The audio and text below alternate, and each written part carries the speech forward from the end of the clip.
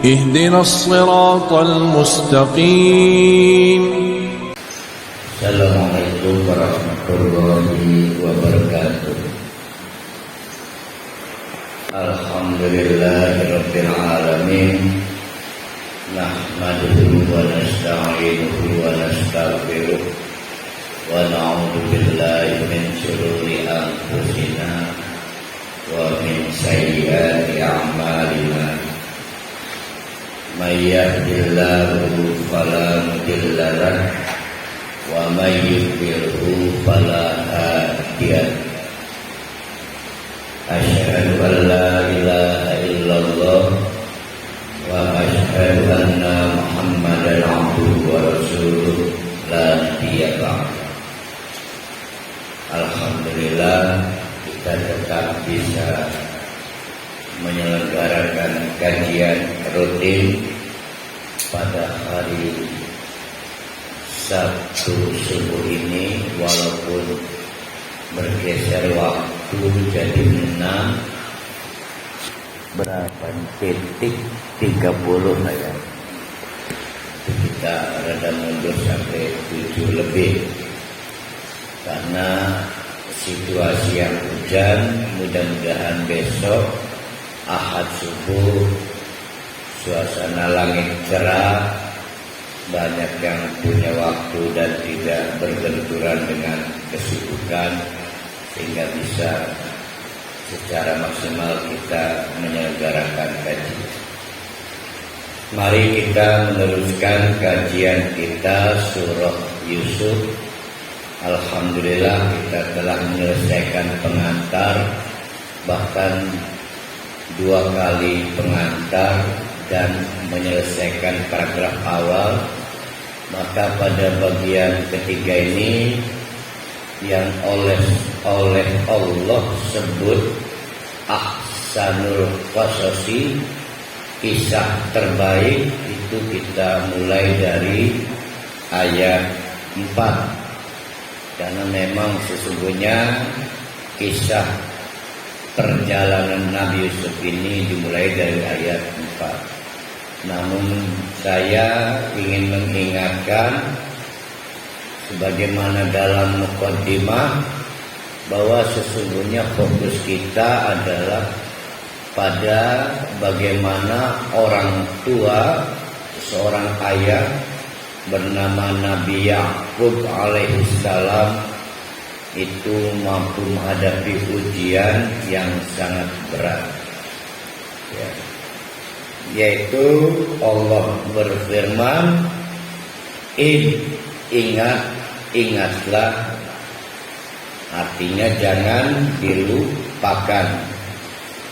Qala, pada waktu Nabi Yusuf berkata, qala Yusufu, pada waktu Nabi Yusuf berkata li abihi, kepada ayahnya,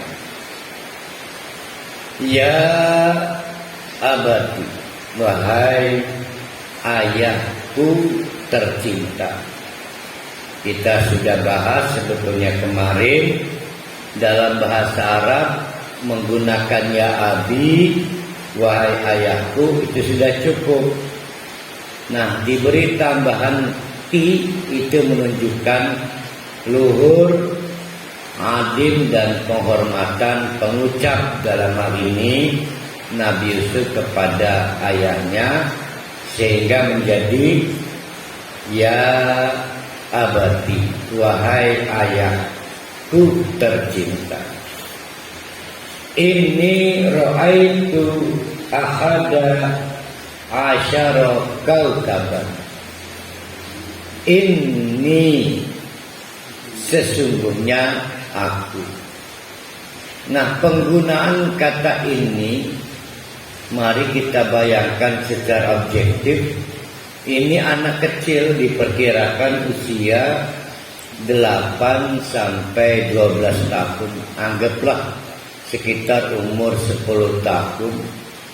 Dia sadar bahwa apa yang akan disampaikan kepada orang tua, dalam hal ini ayahnya, Karena menurut riwayat ibunya sudah tidak ada, tinggal ayahnya yaitu Nabi Yakub alaihissalam. Adalah hal yang tidak mudah diterima, dipercaya. Nah, ini sudah terlihat dari penggunaan kata ini anak cerdas. Sehingga untuk meyakinkan, Yusuf menggunakan kata ini. Nah, inna itu liizalati syakki, untuk menghilangkan keraguan. Sehingga Nabi Yusuf sudah ambil resiko, ini mungkin gak dipercaya.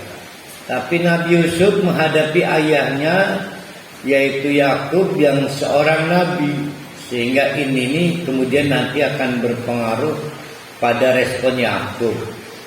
Sekali lagi, ini anak kecil usia 10 tahun, dia harus cerita kepada ayahnya, ini sesungguhnya aku wahai ayah, ra'aitu ahada asyara kaukaban, melihat ada 11 bintang,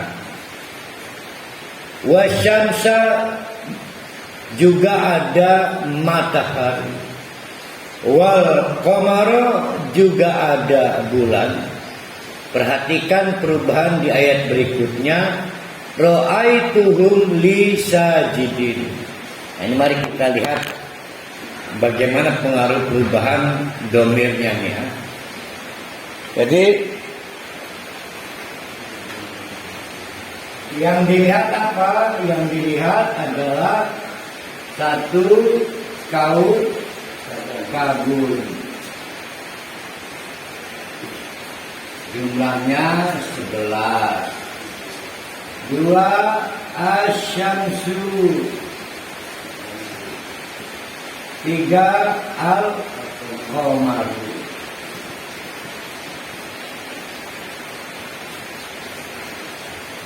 Mestinya karena mereka ini bukan makhluk hidup, mestinya saya akan mengucapkan ra'aituha atau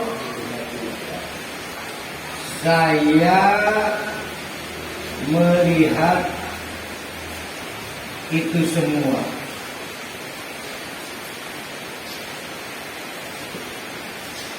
Mestinya kalimat yang benar adalah ya abati, wahai ayahku tersayang, inni ra'aitu ahada asyara kaukaban, saya sungguh-sungguh telah melihat 11 bintang, wasyamsa, juga matahari, wal qamara, juga bulan, ra'aituha.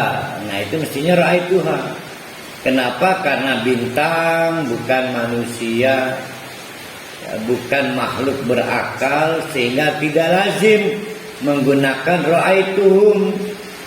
Kita menggunakan ra'aituhum kalau itu kumpulan manusia atau makhluk berakal. Rupanya Yusuf yang anak-anak 10 tahun ini itu memilih penggunaan kata yang akhirnya menyadarkan ayahnya bahwa anaknya bukan sembarang anak.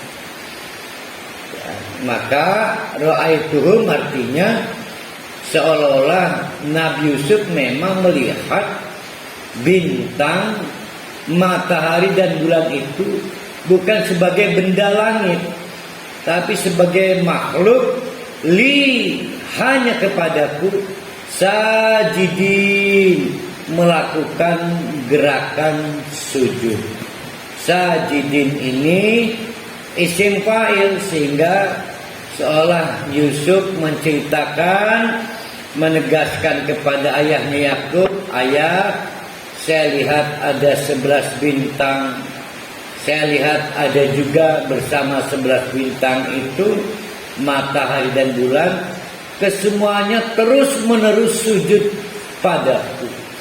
seolah mereka itu punya tangan, punya kaki, punya kepala, punya dahi. Wallahu a'lam bishawab. Nah, tidak lazim untuk anak kecil, bagi orang tua yang tidak tekun mengamati anak, maka kita pasti cenderung ngomong apa sih, atau kita sebut udah sih halu. Tapi rupanya ini kita mengambil faedah, kita belajar bahwa Yakub mau mendengarkan apa yang diucapkan anaknya walaupun anak kecil, bahkan menangkap pesan besar dari pemilihan kata-kata. Pertama ini, yang kedua ro'aituhum. Ya, banyak para ahli tafsir membuat catatan besar melalui ayat 4, ayat 5 dan terutama ayat 6. Ini kita mendapatkan pelajaran bagaimana menjadi seorang ayah yang mau mendengarkan dengan seksama kata-kata atau kalimat informasi yang disampaikan anak kita walaupun anak kecil. Nah, memahami apa yang disampaikan Yusuf, bapaknya langsung yaitu Yakub alaihissalam mengerti bahwa ini ada tanda-tanda keistimewaan. Seperti dirinya adalah nabi, kakeknya Ishak juga nabi, buyutnya Ibrahim alaihissalam juga nabi. Maka Nabi Yakub segera menyadari bahwa dari 12 anak telah terlihat bahwa Yusuf akan meneruskan estafeta, dan di dalam pikirannya ini akan memicu persoalan baru. Maka apa respon Nabi Yakub?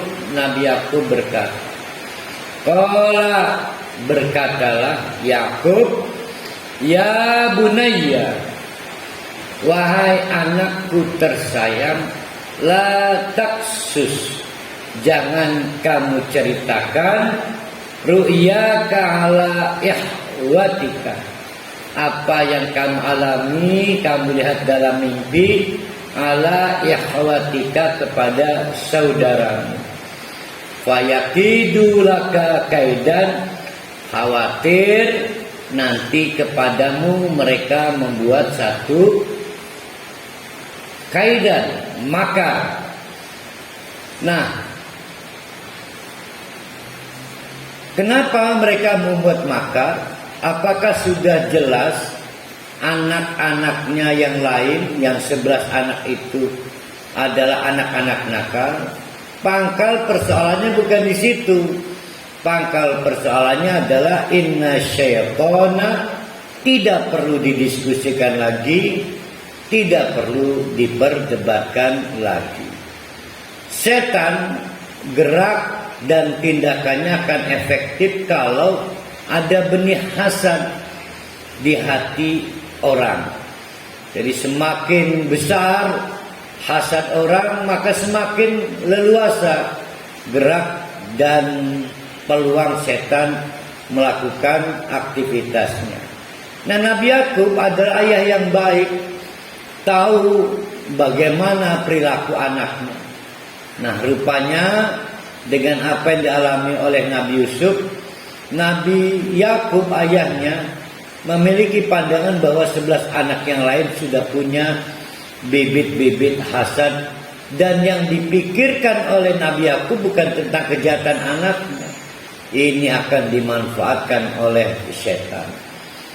Nah, bapak-bapak, ibu-ibu, timbul pertanyaan. Kalau kita amati dari ayat 5, ada pertanyaan, bolehkah kita seudon kepada seseorang, bahkan kepada anak sendiri? Terlihat dalam ayat 5 itu segalanya belum terjadi, tapi Nabi Yakub seolah sudah membuat premis atau kesimpulan di awal, ini anak-anak yang 11 gampang ini mencelakai Yusuf, dan itu tidak terbantahkan. Itu adalah Suudon, prasangka buruk. Nah, ini kemudian kita temukan dalam nasihat ulama tafsir bahwa hukum asal suudon, prasangka buruk tetap haram, ya, perbuatan tercela dan dapat menimbulkan dosa. Tapi dalam keadaan tertentu seperti yang kita lihat dengan pemikiran dan hati yang bersih seorang ayah seperti Nabi Yakub, maka suudon atau prasangka buruk seperti yang dilakukan Nabi Yakub kepada 11 anak yang lain dimungkinkan. Ya, apalagi dengan bimbingan wahyu. Yang kedua, faedahnya adalah bahwa bertindak tidak adil kepada anak pada dasarnya haram. Pilih kasih kepada anak itu haram. Umat Islam, orang mukmin wajib menegakkan keadilan, bahkan ke anak sekalipun. Yaitu sudah kita pahami. Oleh karena itu hukum asal menegakkan keadilan itu wajib. Namun dalam situasi tertentu ternyata bisa memungkinkan hukum keadilan tidak bisa dijalankan. Jadi hukumnya darurat seperti nanti kita lihat dalam kasus Nabi Yakub itu kepada 11 anak yang lain. Jadi pangkal persoalannya bukan berarti 11 anak itu terbukti jahat, tapi yang benar adalah sudah terlihat bibit-bibit hasad dari anak-anaknya 11 itu, dan itu akan potensial memicu ruang gerak setan untuk leluasa mempengaruhi dan mengendalikan 11 anak yang lainnya. Kita lanjutkan. Allah berfirman, wa kadzalika, demikianlah, masih meneruskan bagaimana Nabi Yakub memahami apa yang disampaikan oleh Yusuf anaknya. Lalu Nabi Yakub membuat kesimpulan, memberi nasihat kepada anaknya seolah, nah, kamu jangan cerita ya ke saudara-saudara kamu, khawatir malah saudara kamu malah terpicu rasa dengki, apalagi dipengaruhi setan, bisa bahaya untuk kamu. Wa kadzalika, dan demikianlah, yajtabika rabbuka, seolah kata Nabi Yakub, selamat ya Sub, kamu anak yang terpilih oleh Tuhan. Dulu ayah juga demikian, kakek kamu Ishak bin Ibrahim juga demikian, begitu juga Nabi Ibrahim. Wa ya'allimuka min ta'wilil ahadits. Kedua, Yusuf anakku, kamu rupanya terpilih oleh Allah mendapatkan pengajaran untuk mentakwil al-ahadits. Nah, ini kita terangkan dulu. Jadi takwilil ahadits, takwilil ahadits,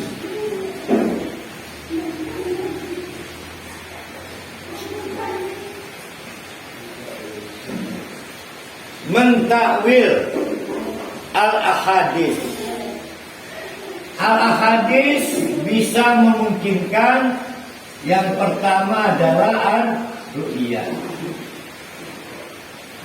yang kedua al-ayat.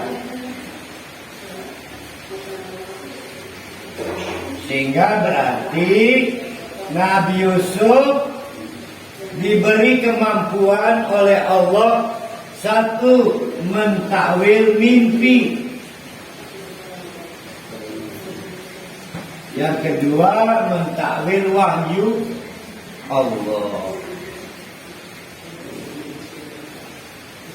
Nah, ini memperjelas sebetulnya Nabi Yusuf kendati pun baru umur 10 tahun, kalau kita lihat dari ini perkiraan umur, maka hari itu Nabi Yusuf sekaligus diberitahu oleh ayahnya Congratulations, selamat ya Yusuf. Kamu mengikuti jejak ayahmu terpilih sebagai nabi, seperti juga kakekmu Ishak, juga buyutmu yaitu Ibrahim alaihi salam.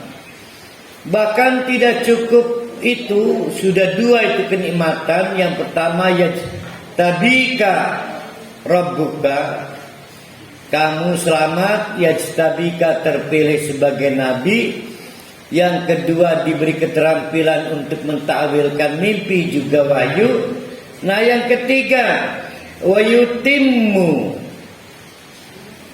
ni'matahu alaika wa ala ali Yaqub, disempurnakan nikmat kepada keluarga besar ini.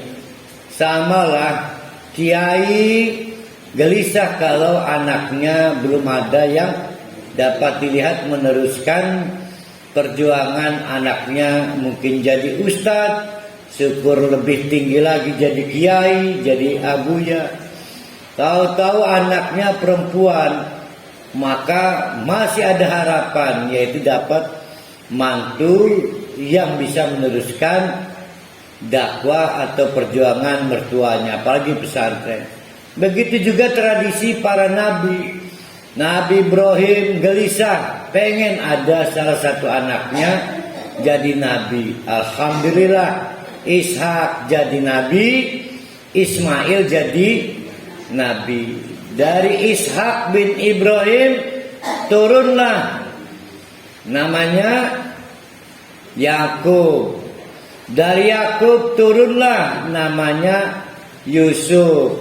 Dari Yusuf turun terus ada Zulkifli, ada Ilyasa. Itu nabi-nabi dari kalangan Bani Israel. Nah itu nikmat yang sempurna. Maka Nabi Yakub mengingatkan, terima kasih ya Yusuf anakku, kamu telah menjadi sebab keluarga ini sempurna nikmatnya, meneruskan tradisi kenabian dalam keluarga besar, baik dari buyut Ibrahim, kakek Ishak maupun keluarga besar dinasti Yakub yang kita sebut dengan dinasti Israel ya. Inna rabbaka alimun hakim. Ini semua Yusuf terjadi karena Allah Tuhanmu itu adalah alimun, maha tahu, hakimun, pengetahuan dan tindakannya tidak ngawur. Laqad kana, sungguh karena telah ada fi Yusufa, di dalam diri Nabi Yusuf, wa ikhwatihi, dan pergaulan dengan 11 saudaranya, itu ayatun, tanda-tanda. Nah ini kisah yang mau kita baca ini sebetulnya. Tapi bagi siapa lisailin, bagi yang mau bertanya, apa sih rahasia yang bisa kita petik, hikmah yang bisa kita petik dari perjalanan kisah hidup Nabi Yusuf. Jadi perbedaan antara Nabi Musa dengan Nabi Yusuf itu kalau kisah Nabi Musa diceritakan semenjak persalinan, dari Crot lahir, panik, khawatir masuk dalam daftar bayi-bayi yang harus dibunuh oleh polisi-polisi Mesir di bawah rezim Fir'aun, diselamatkan. Nabi Yusuf tidak diceritakan di masa persalinan sampai bayinya, langsung setar dari umur 10 tahun. Tapi tetap perjalanan Nabi Yusuf panjang.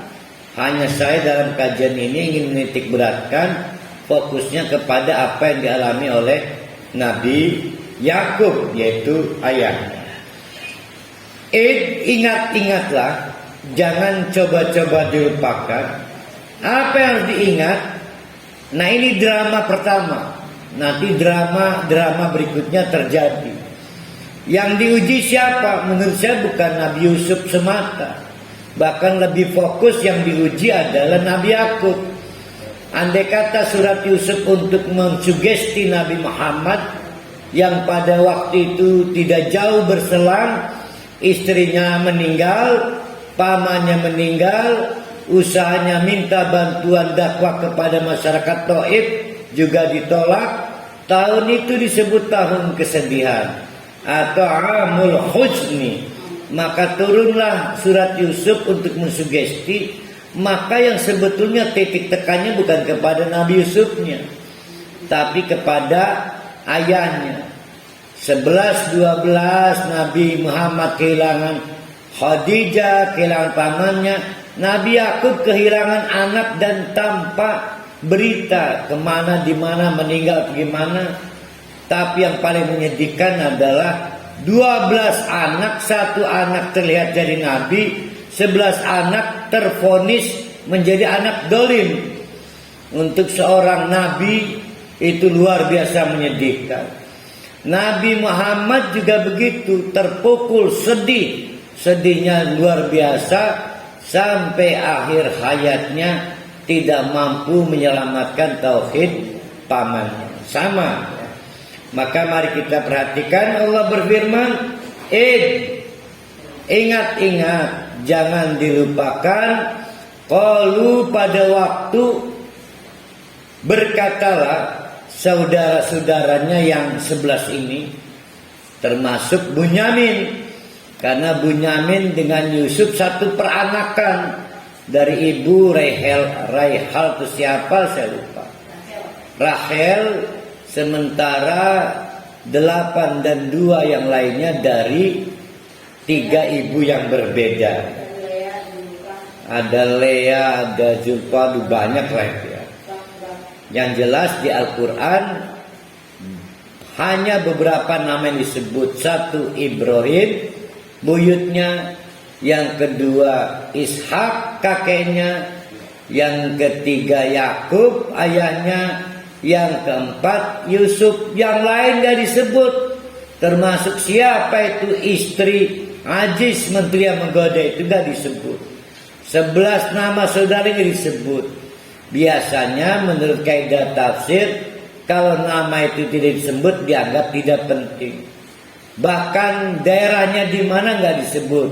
Berarti yang disebut yang penting. Nah, saudara-saudara yang 11 ini rupanya terlibat persekongkolan. Sudah punya modal hasud dia. Rupanya tidak dapat dipungkiri, setelah meninggal ibunya atau istri Nabi Yakub, maka Yusuf lebih banyak digendong oleh Yakub. Benar-benar digendong. Dia anak kesayangan.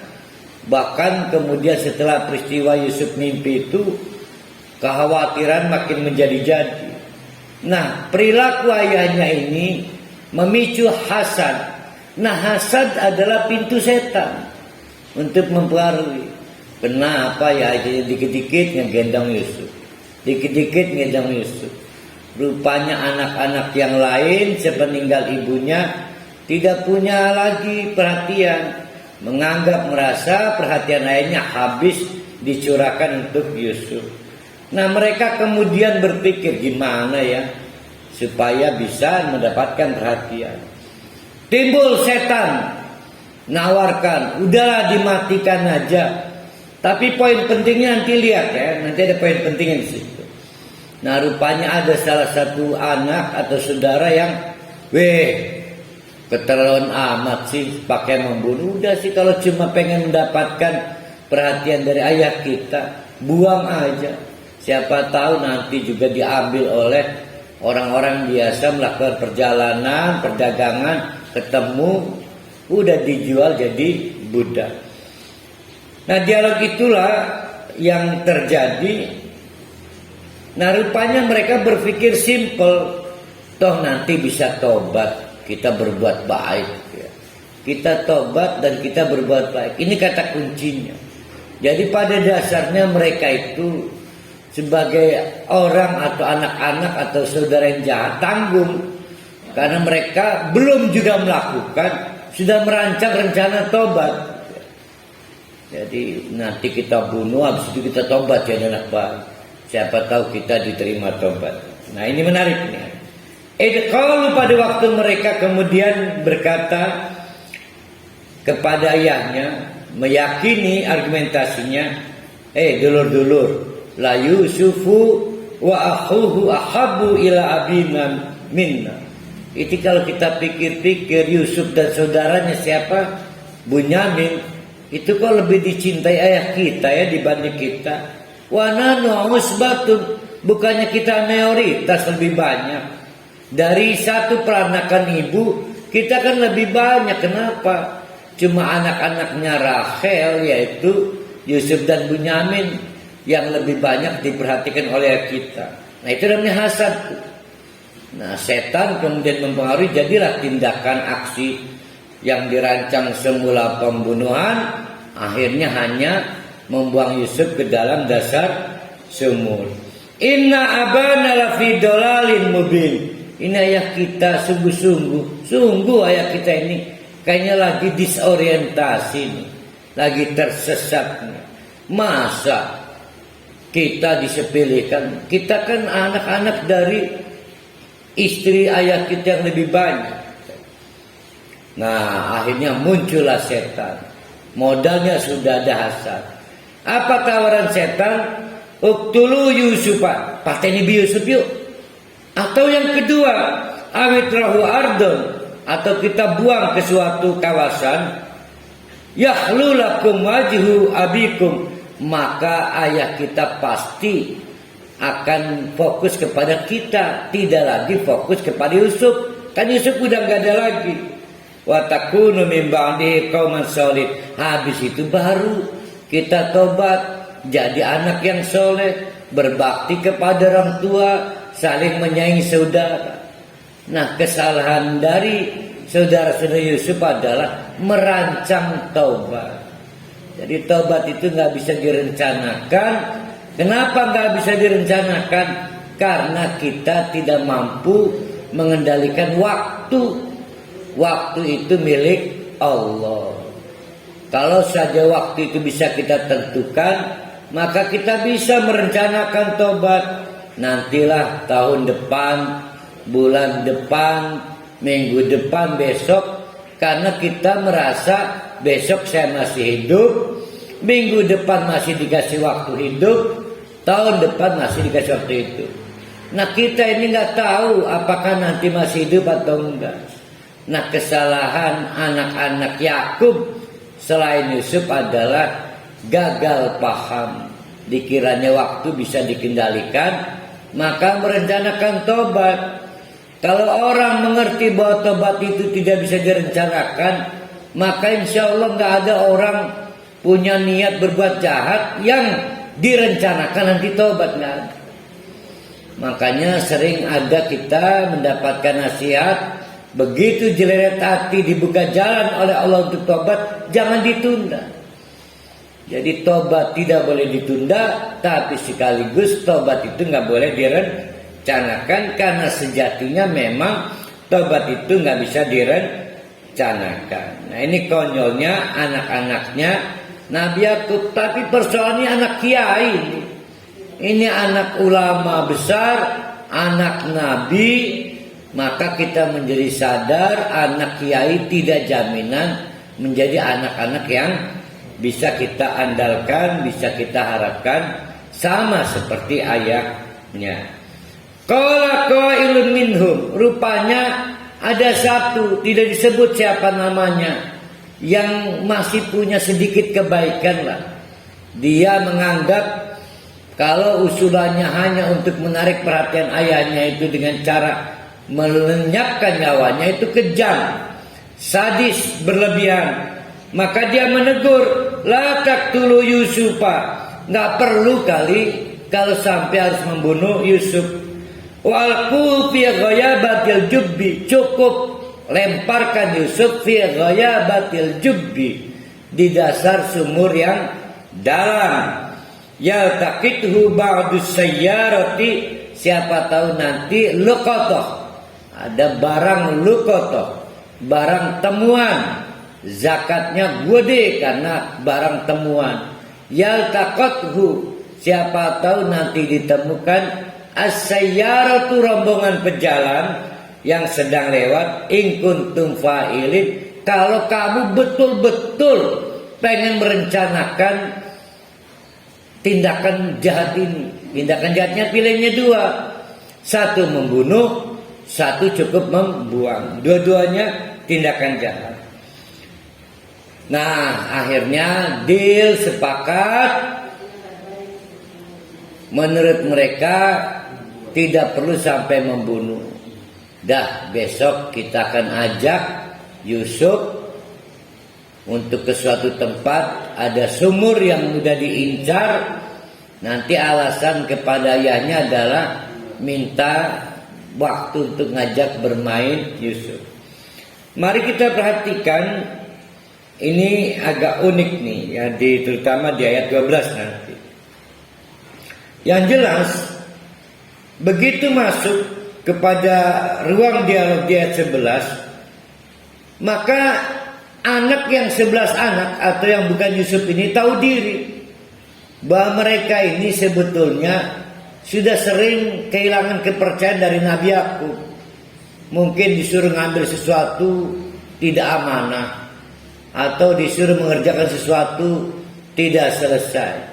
Tapi Nabi Yakub sekali lagi pada waktu itu dilaporkan single parent ya. Dia coba menjadi ayah yang tegar, tapi jelas Yakub adalah ayah yang baik. Tahu ini anak pertama nakal, anak kedua agak nakal, anak ketiga rada nakal. Mereka apa? Tapi anak-anak itu juga tahu diri bahwa mereka nggak gampang dipercaya. Apa kata mereka? Kalau mereka berkata, ya abana, bapak kami semua, malaka, apa sih yang menyebabkan engkau la ta'manna ala Yusufa, tidak pernah percaya kepada kami soal Yusuf? Setiap kali ngajak main gak dikasih, bahkan ngasih makanan aja gak boleh, harus lewat ayah. Ada apa sih ayah? Kenapa protektif gitu kepada Yusuf? Emang kami jahat? Emang kami mau mencelakai? Emang kami mau meracuni? Wa inna lahu lanasihun, padahal kami ini ingin lanasihun. Lanasihun. Lanasihun. Ini kalau diartikan, perhatikan, kami ingin memberi nasihat. Gak nyambung jadinya. Siapa yang ingat ada hadis ad-dinu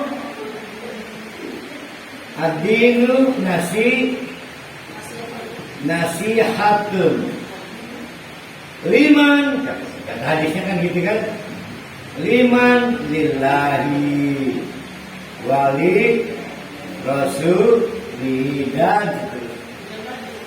Agama itu nasihat liman, bagi siapa? Lillah, masa nasihat bagi Allah? Nah, nasihatun itu artinya dua. Satu ikhlas, dua islah. Nah, berarti lanasihun artinya adalah kami tulus untuk berbuat baik. Cuma sayang terjemahan bahasa Indonesianya jadi nasihat, yang artinya saran, apa kata-kata yang baik. Padahal nasihat itu artinya satu ikhlas, dua perbuatan baik, soleh, Islam. Nggak tahu sejarah gimana. Kalau kita ngomong nasihat artinya saran dan advice. Padahal nasihat itu artinya tulus berbuat baik. Kata saudara-saudaranya Yusuf kepadanya, ayah kasih waktu dong, Kami ingin juga ngajak Yusuf main. Kami ingin ngejajani dengan jajanan-jajanan yang disenang Yusuf.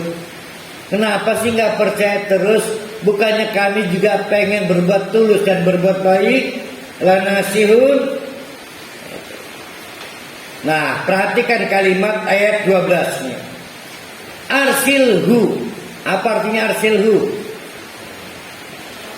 Lepasin dong. Berarti Yusuf selalu ada dalam gendongan ayahnya. Dikekepi baik. Jadi jari orang kontang memambu tangan lah orang tua. Nah, rupanya padahal dikekepi bukan karena Yusuf bengkeng atau nangis, tapi karena ayahnya luar biasa memprotek Nabi Yusuf, dan itu memicu hasad dari sebelah saudaranya. Maka kata saudara-saudaranya, arsilu, lepasin dong ayah, jangan digendong terus. Arsilu, lepasin dong, mana agar bisa bersama kami godan. Besok ya. Besok kami mau ngajak Yusuf adik kami yarta. Yang kedua, yal'ab. Yarta itu bebas memilih jajanan. Makanan apa aja, mau ciki bal, nugget segala. Pokoknya kami ingin ngasih kesenangan dengan berbagai hadiah makanan. Yarta. Wa yal'ab juga mengajak main. Ayah besok lepasinnya jangan diganggu terus ya. Kami pengen dapat waktu ngajak main Yusuf dan ngasih jajanan-jajanan yang disukai Yusuf. Wa inna lahu lahafidun. Kami sungguh-sungguh akan menjaga dengan baik Nabi Yusuf. Nah, ayahnya paham apa yang akan terjadi. Sekali lagi tadi ada pertanyaan, boleh tidak seudon? Tidak terbantahkan. Ayahnya sudah terbersit prasangka buruk. Aduh, gawat. Pasti anak-anak saya ini mau mencelakai saudaranya sendiri, yaitu Yusuf. Pertanyaannya, kalau memang Nabi Yakub sudah tahu apa yang akan terjadi, kenapa dilepaskan? Dikasih izin Yusuf dibawa oleh 11 saudaranya untuk bermain-main. Kenapa itu? Tapi kehendak Allah Bu Neneng. Apa sebenarnya? Nah, ayo kembali ke ayat 4. Kembali ke ayat 4.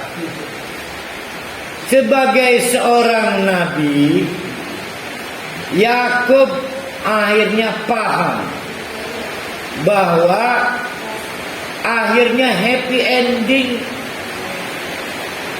11 bintang, 1 matahari, 1 bulan sujud kepada Yusuf. Itu artinya happy ending. Jadi gak akan mati Yusuf. Yakin betul anaknya gak akan mati. Karena itu bagian dari wahyu Allah. Tapi yang jadi masalah, ini akan menjadi waktu-waktu yang panjang untuk Yakub kehilangan anak, walaupun yakin akhirnya happy ending. Maka Nabi Yakub merespon desakan anak-anaknya berkata, Qala Nabi Yakub berkata, inni la yahzununi an tadhhabu bi. Kamu bikin sedih saya aja kalau kamu bawa Yusuf. Kenapa sedih? Kan enggak terjadi apa-apa dan belum terjadi apa-apa.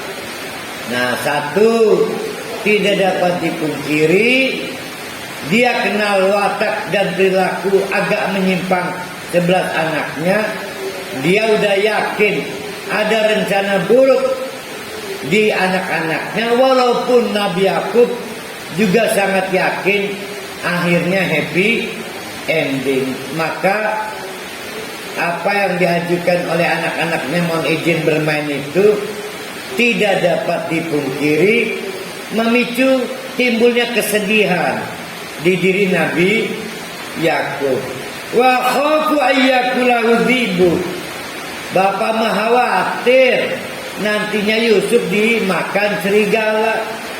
Khawatir. Wa anta ma'an ghafilun. Kamu sama saudara-saudara kamu mungkin sibuk bermain karena Yusuf nggak ikut bermain, masih terlalu kecil. Kamu lalai. Ketika lalai itulah kamu kemudian tidak dapat menjaga Nabi Yusuf. Akhirnya Nabi Yusuf tidak ada yang menjaga. Nabi Yusuf dimakan serigala. Nah, mendapat penjelasan ayahnya ini, maka buru-buru anak-anaknya yang 11 yang memohon ini kalau berkata, lain akal dibu, bagaimana bisa masa Yusuf dimakan serigala? Wananya usbatun, kan kita banyak ayah, 11 anak loh, cuma ngejagain 1 anak, masa kalah sama serigala? Inna idallah khasirun, hari karena goblok bilang 11 keleklan serigala. Inna idallah khasirun, atau rugi bandar gebah, masa 11 nggak bisa menjaga 1 anak hanya karena ada serigala. Nggak mungkin lah ya, nggak mungkin. Ayah itu mengada-ada lah. Akhirnya Nabi Yakub tidak dapat menahan Yusuf. Yusuf dilepaskan, maka Yusuf dibawa oleh 11 anak. Sekali lagi yang timbul adalah kesedihan. Kenapa sedih nggak marah? Karena melalui ayat 4 sejatinya Nabi Yakub sudah yakin happy ending, bahwa pada akhirnya kapan Nabi Yusuf adalah 1 anak yang dimuliakan oleh Allah. 11 anaknya sujud kepada Nabi Yusuf, begitu juga yang lain. Maka Allah meneruskan ceritanya, falamma zahabu, maka begitu Yusuf itu dibawa pergi, wajma'u ayyaj'aluhu fi ghayabatil jub, maka mereka kemudian bersepakat, wajma'u ijma' ayyaj'aluhu fi ghayabatil jubbi, untuk menjadikan Nabi Yusuf berada di dasar sumur. Apa yang terjadi? Allah mengutus malaikat Jibril, wa ahawina, dan memberikan wahyu. Menarik nih. Wa auhayna, dan kami wahyukan lalu kepada Nabi Yusuf, la tunabbi annahum, Yusuf, nanti kamu ceritakan ya berita penting ini ya ke siapapun, wahum la yas'arun, yaitu kepada saudara-saudara kamu. Padahal mereka nggak sadar loh bahwa nanti yang cerita itu kamu. Berarti nanti kapan ini? Setelah dewasa. Nah, ini berita penting. Sebagaimana kita tahu ceritanya, akhirnya setelah 18 tahun atau 28 tahun baru terungkap Yusuf menjadi seorang pejabat di negeri Mesir, sementara Nabi Yakub bersama 11 anak yang lain itu masih di otoritas Syam, Palestina. Di Palestina ya. Pada waktu paceklik melanda kawasan itu mencari subsidi, maka saudara-saudaranya sampai ke Mesir bertemu pejabat itu.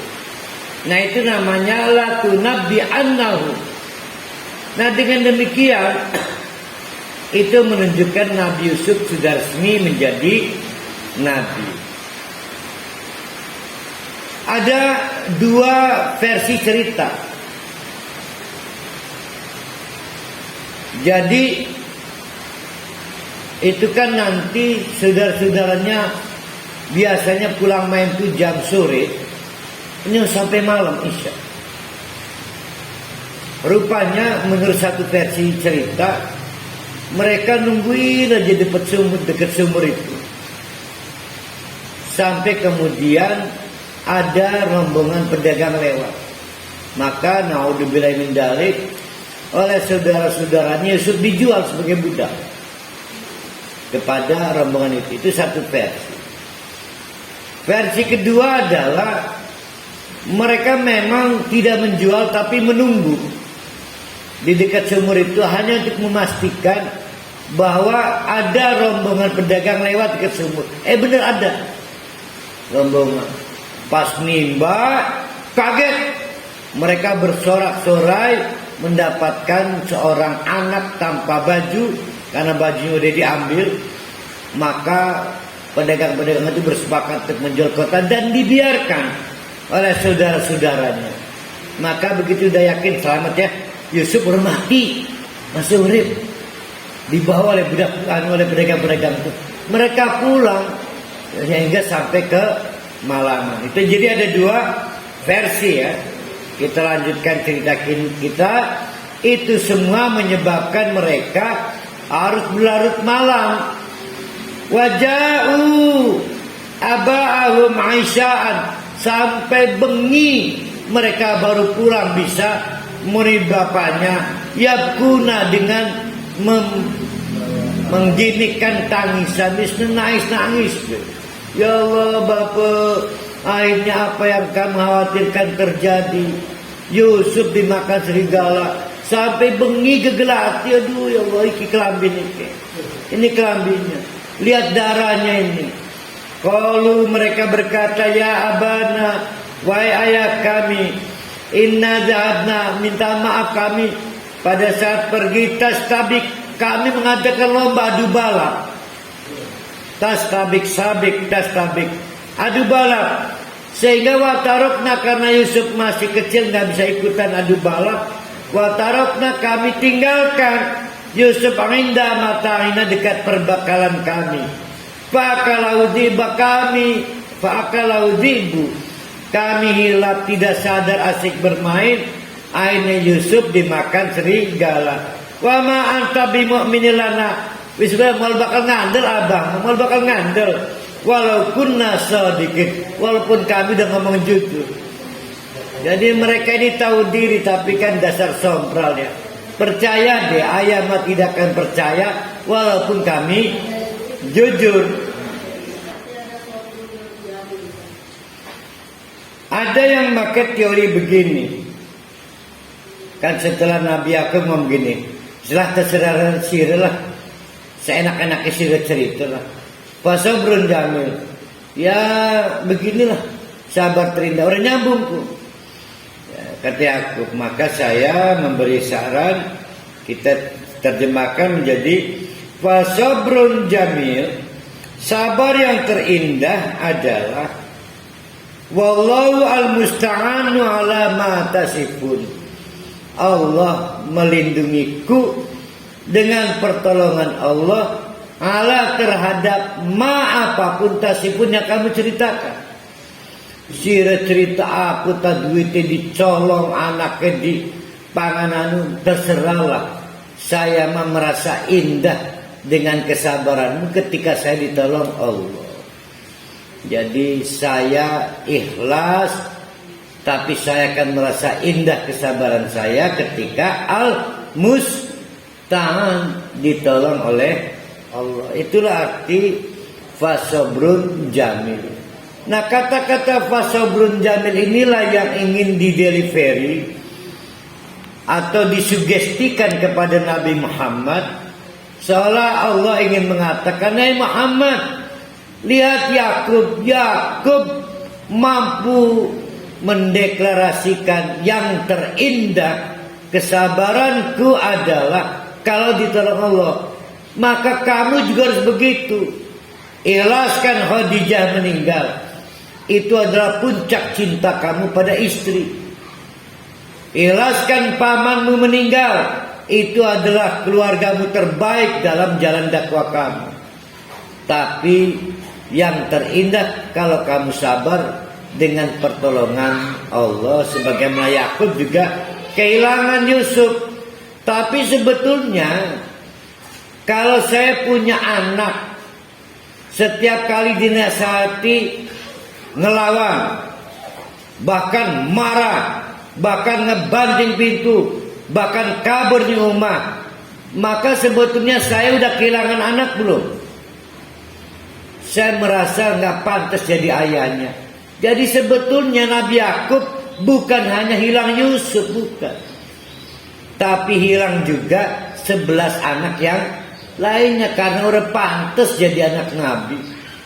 Nah itu lebih berat. Sudah Yusuf juga tidak tahu rimbanya, yang 11 anak juga setiap hari kelihatan mata, tapi tidak pernah membanggakan dan menyenangkan hati ayahnya. Dianggap hilang berikutnya. Itu yang membuat kesedihan berkali lipat. Allah ingin Nabi Muhammad belajar dari apa yang dialami oleh Nabi Yakub dan bagaimana cara Nabi Yakub bersikap. Nabi Yakub bersikap fasabrun jamil wallahul musta'an. Sabar yang terindah adalah apabila ditolong oleh Allah. Apa perbedaannya? Perbedaannya adalah ada orang sabar, hilang uangnya, dia bilang pada istrinya, "Mas sabar mas, untung di deposit masih ada untuk mas." Namanya bukan sabar al-musta'an, itu namanya sabar karena masih ada cadangan uang. Kalau ada saldo. Kan selalu kita ini kayak orang Jawa, maaf, masih untung gitu. Selalu baik, garis tiba untung deh. Cuma lecet gak patah. Udah patah untung gak gegerotak. Ya. Wah, selalu untung be, laker untungnya. Itu bukan sabar jamil. Sabar jamil itu adalah saya merasa kesabaran ini indah kalau ditolong Allah. Bagaimana cara Allah menolong agar kita sabar? Ayo siapa yang ingat teorinya, sering ditanyakan di pojok situ. Sabar kawinnya dengan ibadah apa? Ayo siapa yang lupa? Dengan ibadah sholat. Nah, wasta'inu bisobri wassalat. Fasobrun jamil wallahul musta'anu. Bentuknya apa berarti? Allah memberikan kesabaran dengan cara menggerakkan hambanya menikmati sholat. Jadi kalau ada orang lagi pengen bersabar, oleh Allah digerakkan untuk menikmati sholat, itulah yang disebut dengan fasobrun jamil. Jadi kalau ditanya apa sih bentuknya fasobrun jamil, ya salat atau menikmati sholat. Nah kita teruskan dikit lagi, mana ini? Wajahat, terjadilah apa yang diperkirakan. Akhirnya datanglah as-sayyaratun, sekelompok pelaku perjalanan dalam rangka ekspedisi perdagangan. Farsalu waridahum, pada saat menguculkan, melepaskan waridahum, timbanya yang ada talinya. Fadla dalwahu, pelan-pelan ditarik, pelan-pelan ditarik. Qala, tukang tarik timba kaget. Qala berteriak, ya Busra, berat amat ini. Ya Busra, berat amat ini. Aneh enggak itu? Kalau Bu Neneng Sulia pasti, waduh, mudiakan amat. Kaget, bukan air yang diangkat malah orang. Ini mah enggak. Ya Busra, uri, untung besar kita. Ada gulamun, karena langsung terpikir bakal dijual sebagai budak. Jadi ini aneh ini. Jadi bukannya orang takut ngambil air munculnya orang, ini malah bersorak-sorai. Ore, kita punya perniagaan, karena langsung seketika punya pikiran akan dijual sebagai budak. Wasarruhu bidoa, maka mereka merahasiakan, seolah-olah mereka ngomong, kita diam-diam ya, diam-diam, bahwa ini budak, tidak ada suratnya, tidak ada suratnya. Pokoknya kita rahasiakan, kita jual seolah-olah budak. Padahal Yusuf adalah manusia merdeka, bukan budak. Jadi syarat untuk menjadi budak itu kalau tidak terkait dengan hutang, maka terkait dengan penjajahan. Kalau orang itu asalnya merdeka, tidak dapat serta-merta jadi budak. Jadi seorang harus ada riwayat dan letter dokumennya. Nah ini kan Yusuf nggak ada dokumen budaknya ini. Maka kata mereka, menang-menang B. Nanti kita datang ke Mesir di kota, ini anak cakep banget, putih, cakep banget. Ini kita aku aja, ini budak kita resmi tuh. Nah, wallahu alimum bima ya'malun. Padahal Allah itu nggak ada yang luput, tahu semua hal yang akan terjadi. Nah, bapak-bapak, ibu-ibu, satu paragraf kita selesaikan karena memang banyak yang sedang tidak offline. Khawatir nanti besok kita ulang, nanti kita ulang lagi.